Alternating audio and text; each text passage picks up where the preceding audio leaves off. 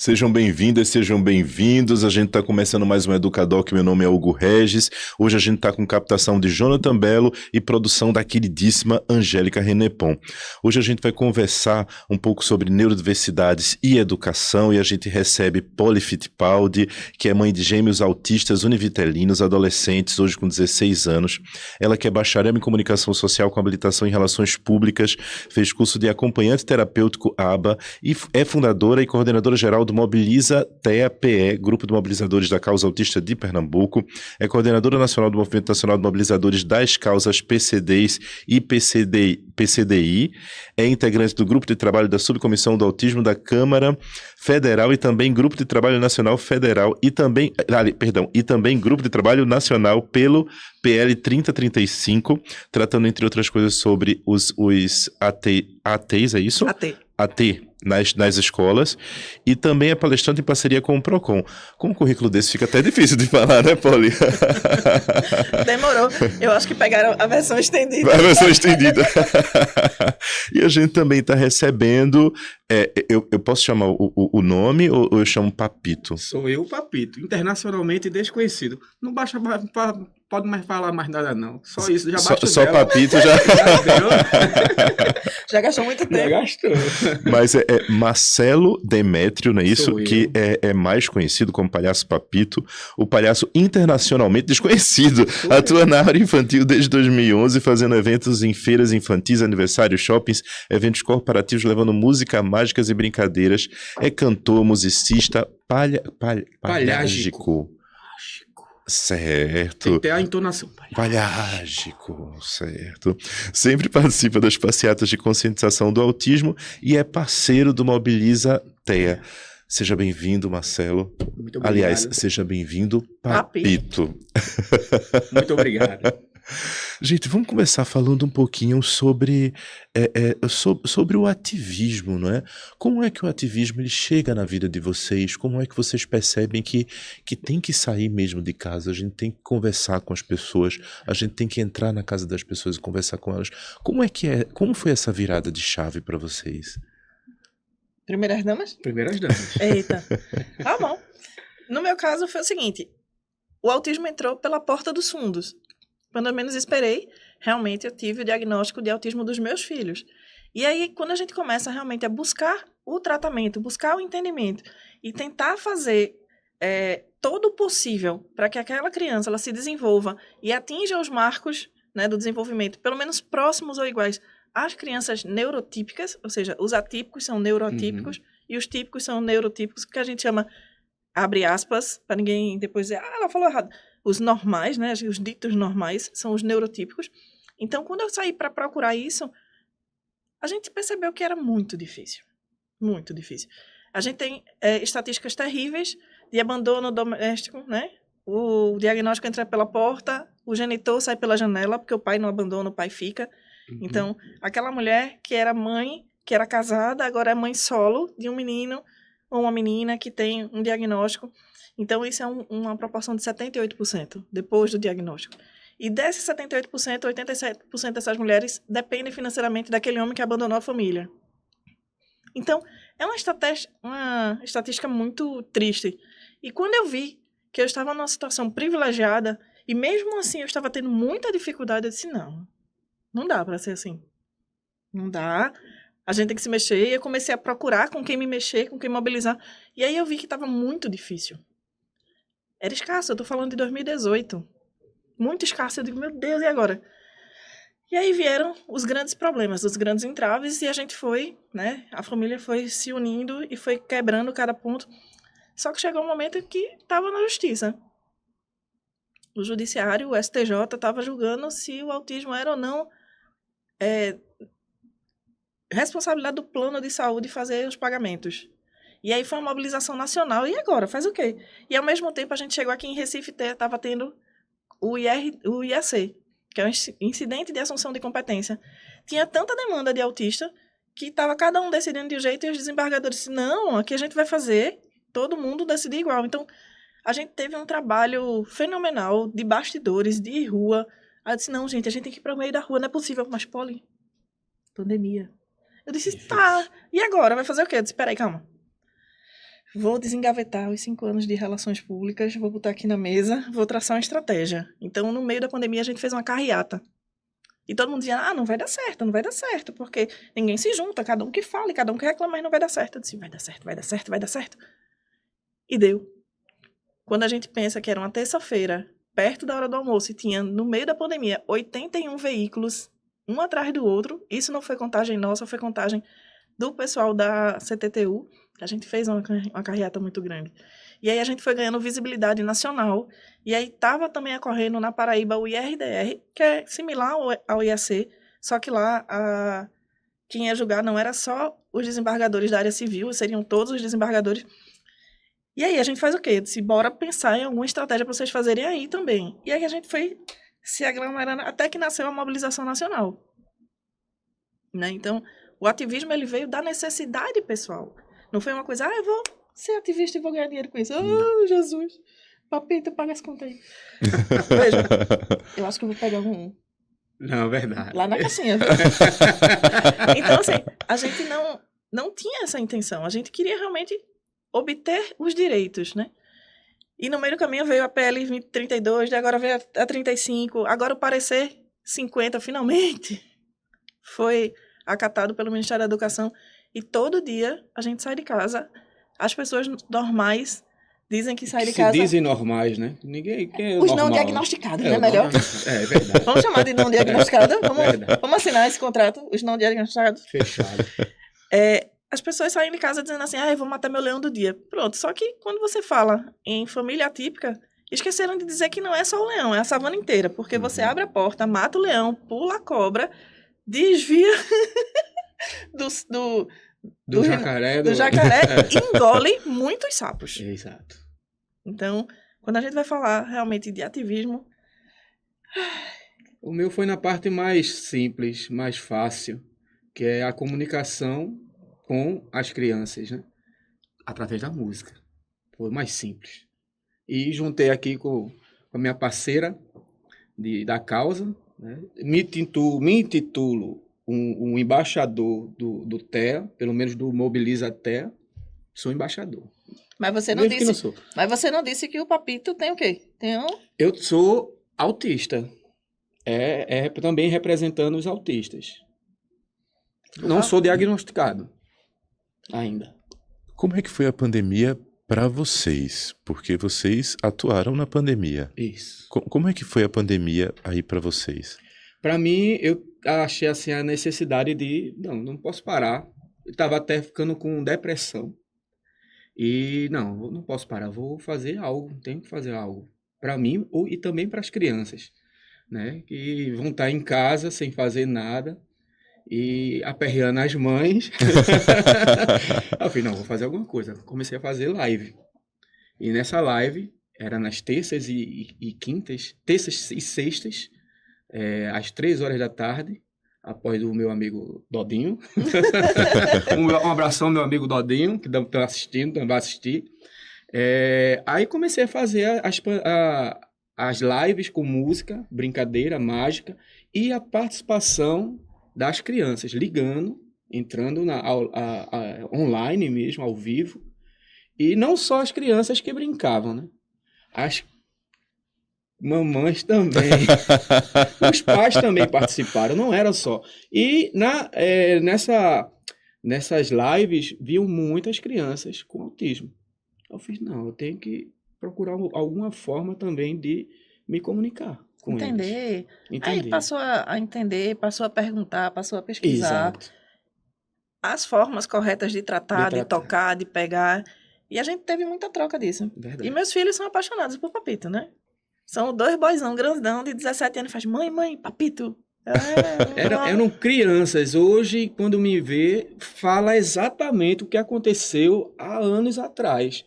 Exatamente. Você cantou essa música, você fez isso, eles. Ou seja, é uma memória muito boa. É o hiperfoco, né? O hiperfoco, exatamente. O hiperfoco, é muito, muito legal. E aí a gente levou essa parceria nossa pra rua. E dá muito certo. Eu posso botar Papito no meio da multidão, na caminhada, lá embaixo e vai dar certo. Posso botar ele em cima do trio e vai dar certo.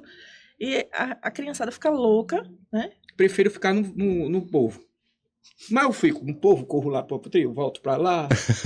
Gosto, amo estar com o público. E aí, deu muito certo, deu um match. Deu match. Deu um match.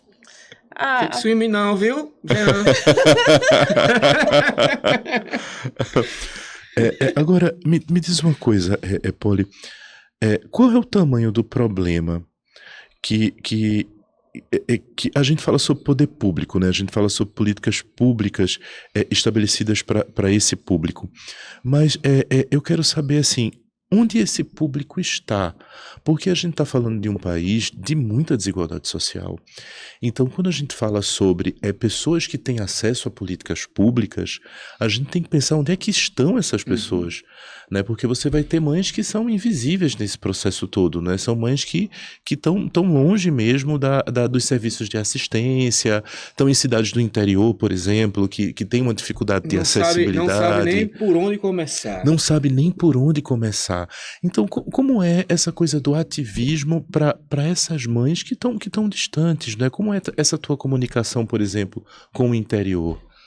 Eu tenho ido muito ao interior, né? Tô chegando até Toritama ali, eu tenho ido com uma certa frequência. Mas o que é que acontece?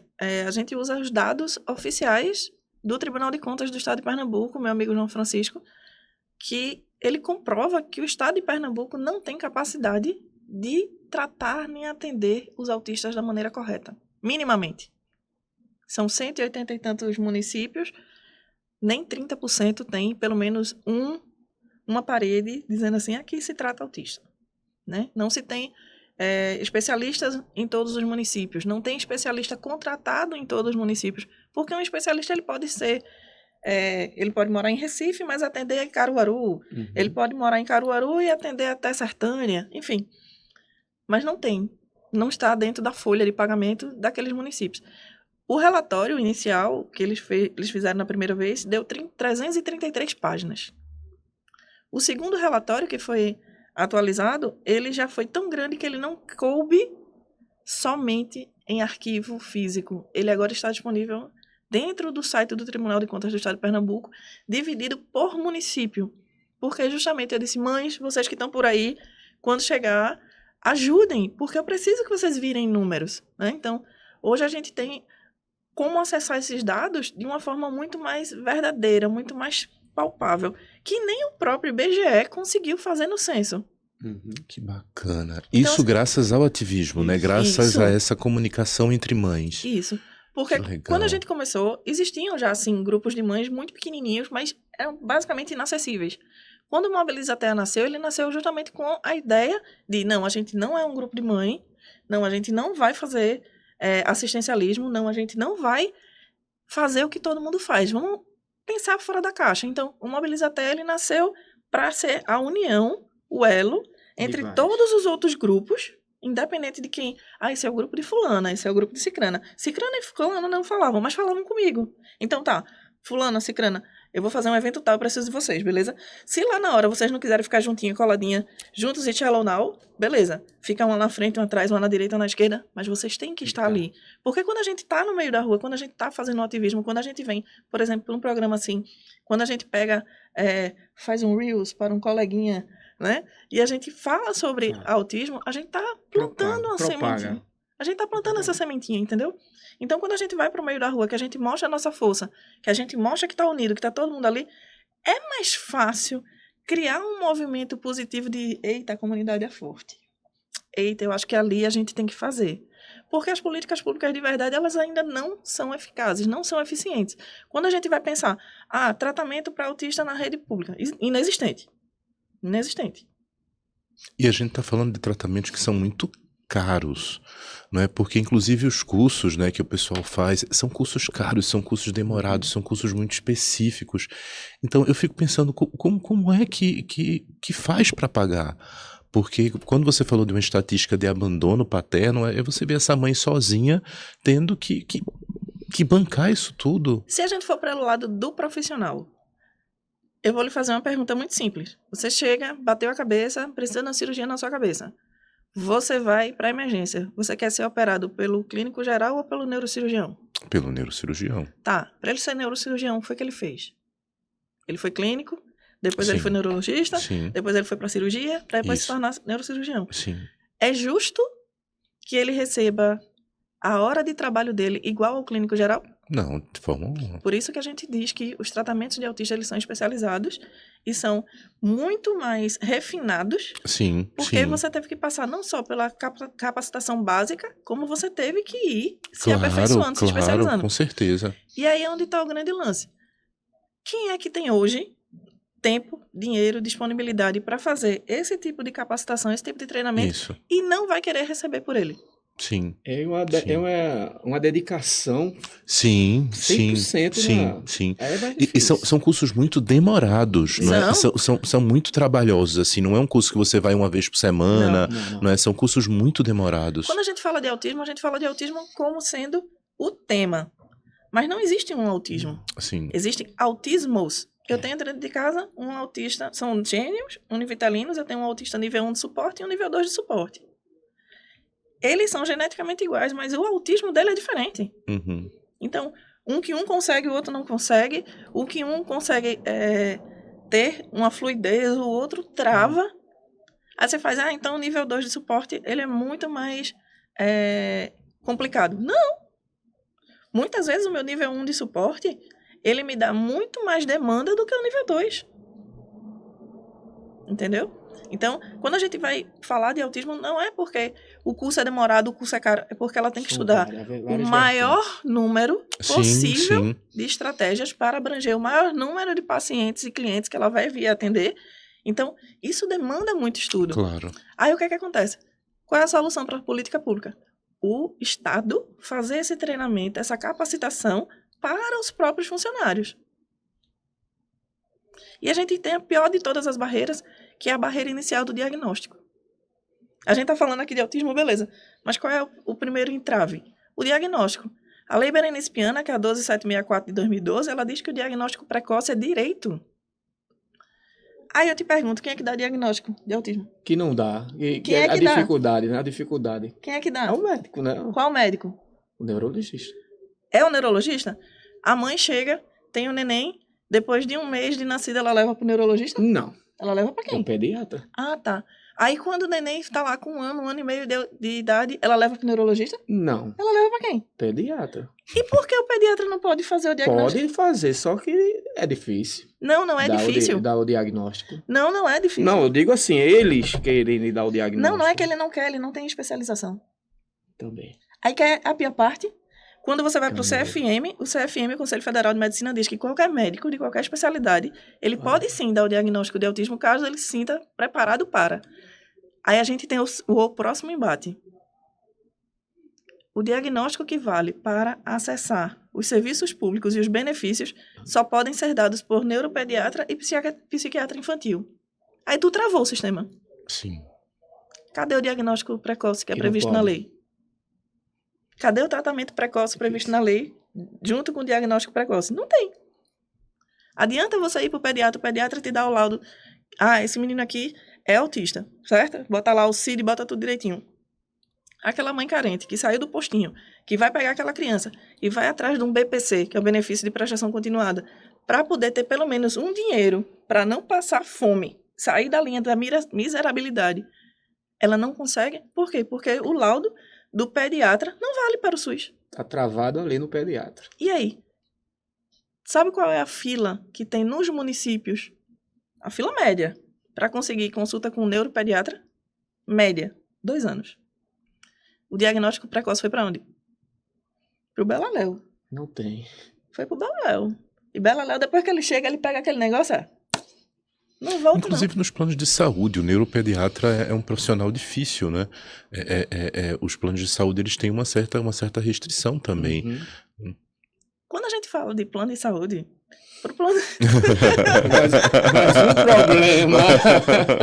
Quando a gente vai falar de plano de saúde, pro plano de saúde dar o diagnóstico, ele vai travar. Vamos pensar de uma forma muito simples.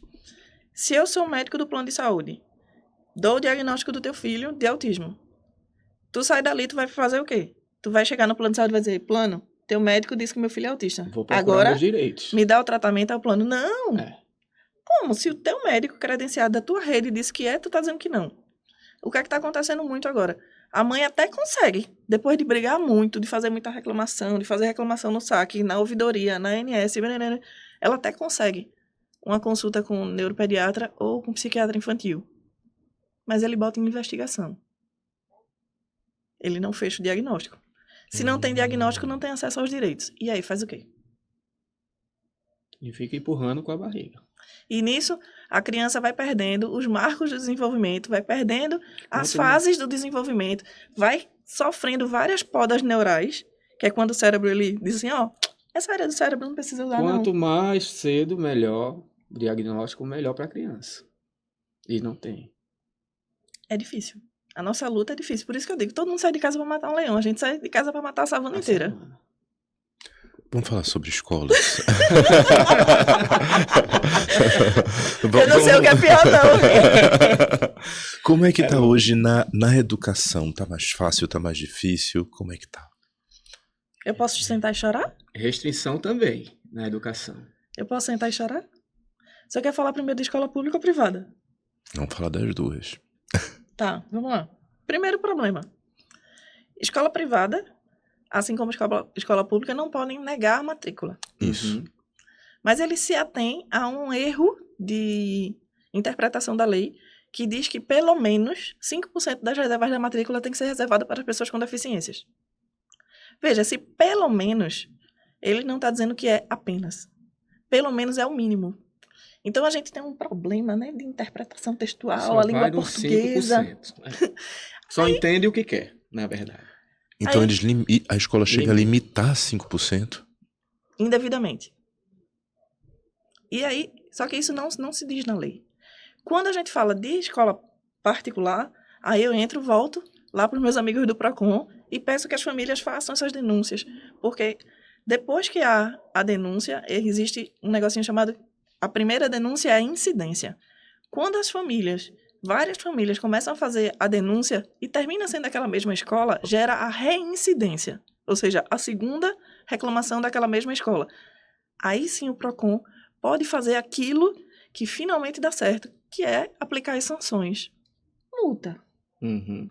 E aí termina mudando a filosofia, a moral e a regra do jogo. Porque quando a gente vai falar de escola, a Lei Brasileira de Inclusão é de 2015. A Lei do Autismo, que é a Lei Berenice Piana, é 2012. Aí eu lhe pergunto, qual foi a escola que nasceu antes desse período que não teve tempo para se adaptar? Não é possível.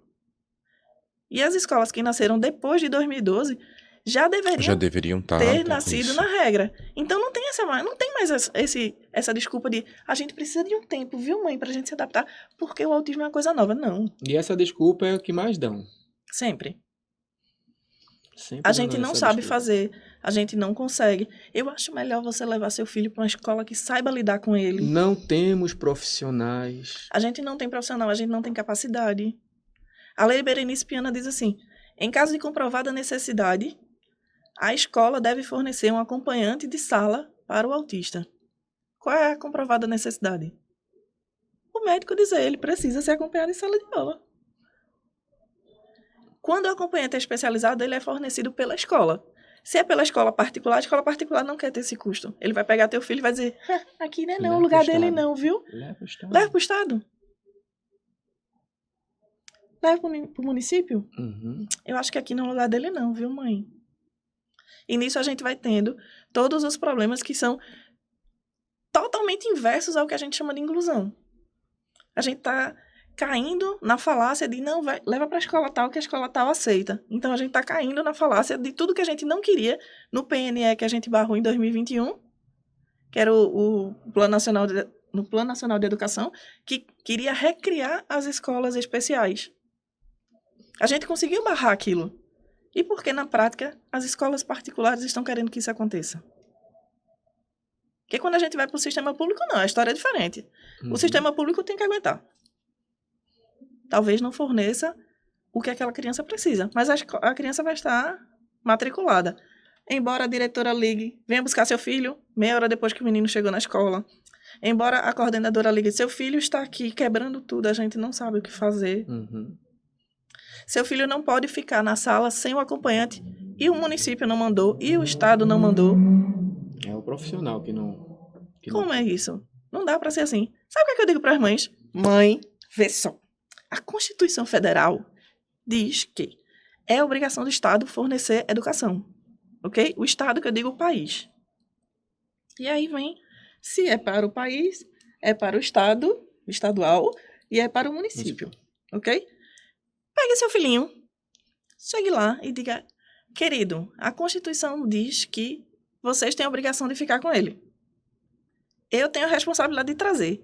E o ECA, que é o Estatuto da Criança e do Adolescente, diz que é direito dele. Sim. Então, eu não vou violar o direito dele, não vou ser contra a lei e sair da minha responsabilidade, e você que se vire. Deixe na sala da diretora e vá embora. Eu digo isso para as mães direto. Funciona. Parece loucura, mas funciona. É a hora onde o gestor, que está acomodado a dizer não, ele vai dizer, eita gota, o menino vai chegar na sala, vai se aperrear, vai se... Tenho que procurar os direitos dele. Aí vem profissional. Aí aparecem. No instante. Aparecem. Porque as pessoas acham que é mimimi. Não. E eu vou dar uma definição muito boa de mimimi. Mimimi é tudo aquilo que não dói em mim. Passou a doer em mim, deixou de ser mimimi. Então, aquele gestor, aquela gestora mal intencionada que ficava de, eu não vou aperrear não, eu não vou chamar pra Gré não, porque a Gré vai vir cortar o meu pescoço. Não vou. Quando aquele menino estiver na sala dele ou dela, quebrando tudo, desesperado, realmente. Aí começa a pressão e termina saindo. Então, a gente pede... O ativismo é justamente isso, é pegar a informação da forma bruta, cheio do juridiquês, cheio dos nenenê, traduzir, esmiuçar, colocar em palavras populares, levar para essas famílias, jogar no ouvidinho dela, fazer entrar na cabeça e guardar no coração. E dar os caminhos.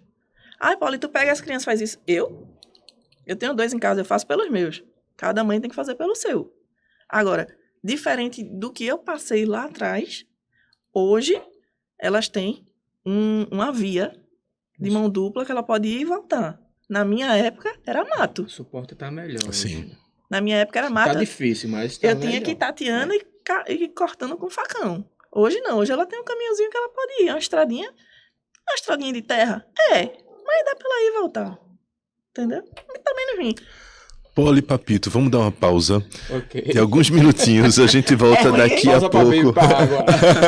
Você que tá em casa, daqui a pouco a gente volta com a Educadoc.